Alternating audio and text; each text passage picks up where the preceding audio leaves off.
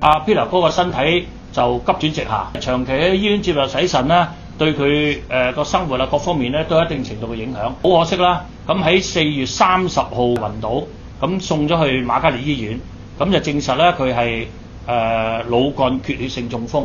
咁間咧喺醫院住咗1個月度咧，近日咧佢嗰個情況咧就急轉直下，咁最尾咧都冇辦法啦嚇。咁其實對一個好朋友嘅離開係好不捨嘅，人生就係咁樣㗎啦。網上邊咧特別係瘋傳阿黎彼得嘅生平啊消息，大部分都準確嘅。劉鑾雄啊點樣支持佢喎？如果佢掂嘅，唔使揾劉鑾雄啦，唔係黎彼得去揾劉鑾雄。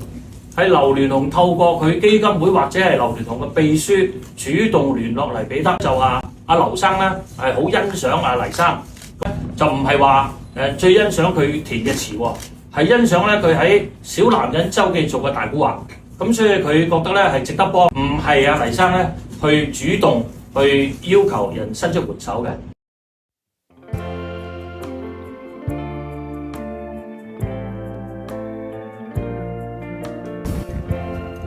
會唔會唱 Monica？ Sense。